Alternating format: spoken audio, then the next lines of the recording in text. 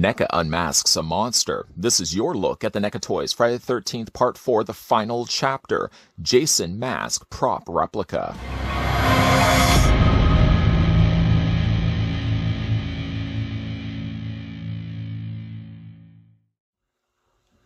His name was Jason, and this is his mask. Own an actual piece of Friday the 13th history with this 1:1 scale resin replica. Cast directly from a film-worn mask, this hand-painted and exceptionally detailed reproduction features elastic harness straps that allow you to wear it or hang it on the wall. It includes the cracked battle-damaged wound with bloody deco.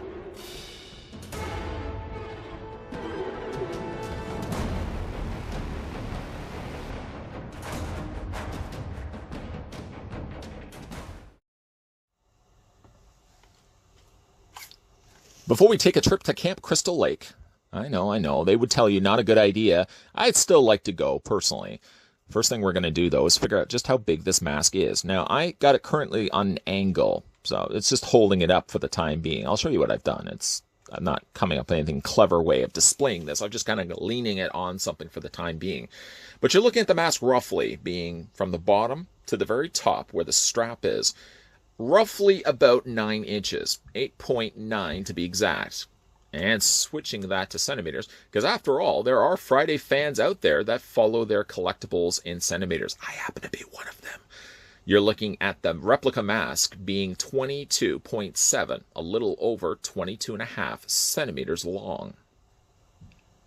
Now, this was a mask I was looking to add in my collection for a while, and just for one reason or another. I think it was probably around the time that things started going wrong with the world. Would have been the time I probably would have been looking around at my local comic book stores. Of all things, I actually found this over on Zavvy's website, my go-to place it now for collectibles and statues. But normally I'm looking for statues and collectibles. I'm not really looking at masks until, sure enough, I did a search on Friday the 13th on their website. It probably was a bad idea for certainly my wallet. And I happened to come across the NECA Replica Friday the 13th Part 4 mask. And I could immediately, quickly add that to my shopping cart, because like I said, I've been wanting to add this one to my collection for a long time.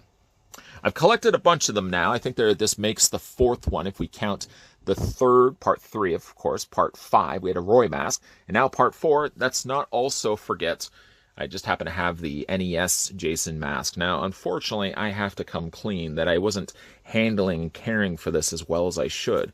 I think I have a little bit of paint and scratches and stuff that have developed on the surface of the mask. But just to kind of give you guys an idea of how the masks differ from one another, they're not literally the same shape. One completely covers over the other. The NES mask was based, I believe, on the Part 3 mask, so it's a little bit longer than the Part 4 mask, which is a little bit shorter in length to fit around stuntman Ted White, who of course was Jason in Part 4. But just to kind of give you an idea, this is the two different masks, just to give you a comparison of how one looks next to the other.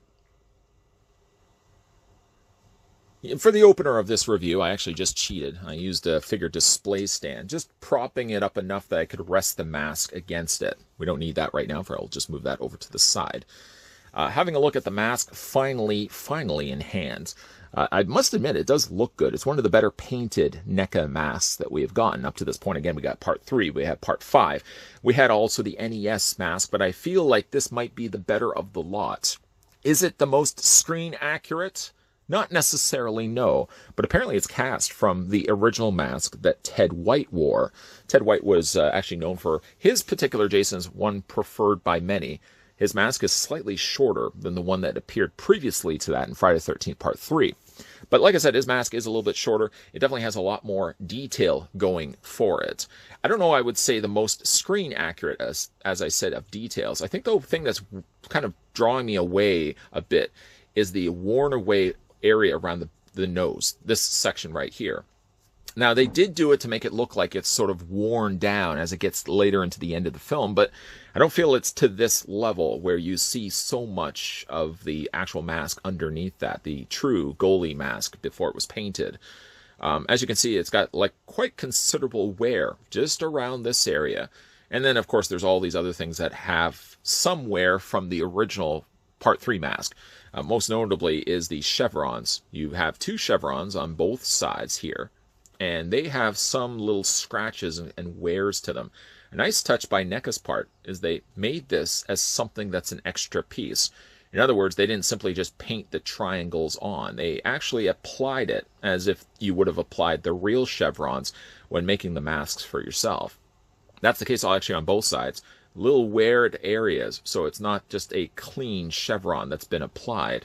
The also calling card of part 4 is that it does have the middle triangular chevron, where as you can see it's now starting to peel off. You only get half of it, or about 3/4 of it, where the rest of it is now the visible mask underneath it. This area right here is actually taped over top. Well, it's an actual sticker like the chevron would be. I wish that this piece was more lifted. It is actually a little higher than the gray part, but I wish the gray part was a little bit more flush, as it wasn't a separate piece to, like, it seems like it's just a little higher than the mask itself. Obviously, you've got yourself the big entry wound there along the top, quite saturated and soaked with rather shiny looking blood as well. The blood has trickled its way down, describing, I'm sure, all the things that you can see for yourself, but the blood is trickling down from the entryway there, and is trickling down around the areas of his eyes. Just a few little drops of blood there also as well. Like, there's definitely, to be said, a lot of detail that they put into this particular mask. The downside of it being made of the material that they used is not only is it super thick, there's quite a thickness to this particular mask, but it's also heavy. So when you are wearing this for yourself, it may not fit and be as comfortable, for example, as like fiberglass masks, which is usually the place that most designers of hockey masks go to, is usually fiberglass. They're not going to be going the route of resin here. But you do have the elasticized straps. They are very securely attached there on the side by snaps. And that's the case actually on both sides, with an adjustable middle section that, of course, if you are somebody, a collector of Friday masks that have maybe a slightly larger head, I know I have a slightly larger head. The good thing about it is you can then adjust the strap, make it a little bit more comfortable for your noggin.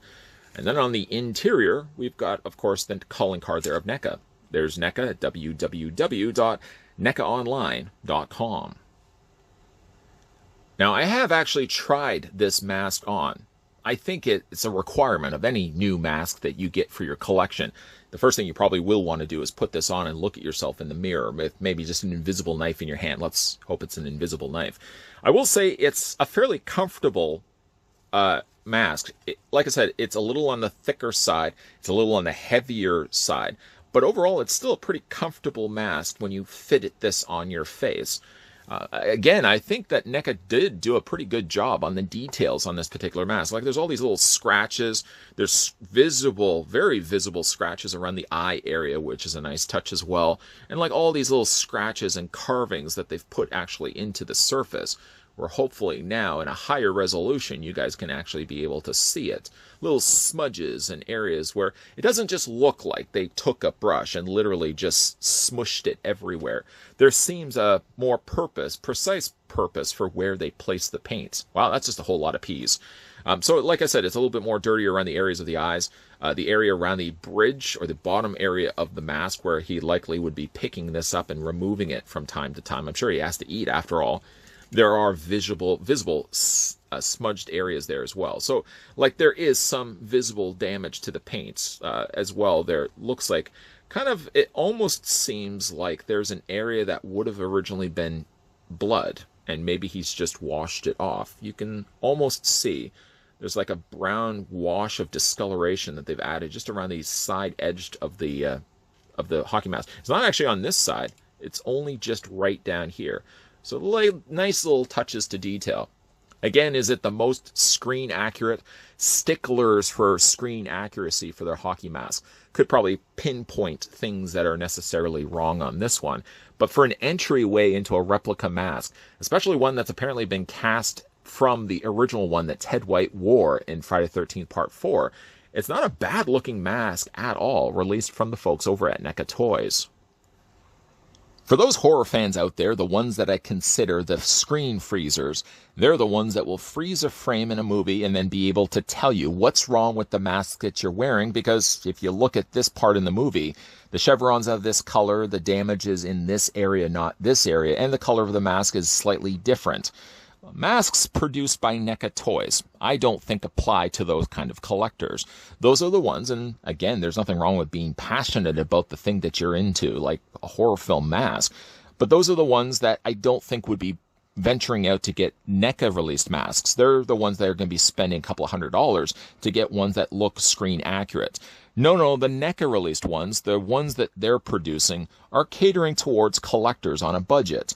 It's not to say that these are the masks that you expect to see in dollar stores or Halloween stores for a markup price of, say, $20 to $30.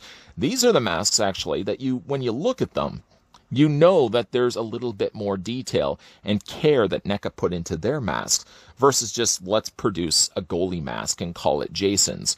This one does have a lot more little scratches and those little nuances that you would expect to see. Is it screen accurate? I still feel no. There's things about this particular mask, especially the wear areas on his nose, that I don't think are completely aligned up with its screen counterpart. Despite that, though, it's a good looking mask when it's all said and done. It's a little heavier, I have to admit, when you're wearing it, simply because it's a thicker mask and it fits and sits a little on the heavier side. But certainly as it goes for displaying it on a wall, the stuff that NECA is producing, this is not a bad looking mask. And I feel the Part 4 mask is better than some of the other NECA masks that we've gotten before. Like, for example, the Part 3 mask. I think that this is definitely an upgrade to the Part 3 mask that we had gotten before. Now, this one I did manage to find over on Zavvy's website. If you're in the market and didn't get a chance yet to pick this one up and add it to your collection, you can definitely check out the link that I'll provide down below in the video description. And while you're certainly over there doing a little bit of shopping, I've already found myself looking at one thing, and before I know it, I'm adding other things to my carts. But there's also a couple of coupon codes that you can also use as well in the video description I'll provide down below. Save yourself a little bit of extra bucks. If you manage to pick up this one for yourself, let me know down below in the comment section what you guys think of the Friday the 13th Jason mask from Friday the 13th Part 4, the final chapter, or based on this review and this review alone. If you're new to the channel and liking the content you're seeing, consider the idea of hitting the subscribe button down below. Consider the idea of turning the bell notification on. And consider the idea of coming back to this channel Monday to Friday, 12 p.m. and 2 p.m. Eastern Standard Time. That's when you'll start seeing new videos popping up. Definitely going to be a lot of NECA stuff coming your way, so keep your peepers peeled for that. As always, thanks for watching, and I'll see you next time.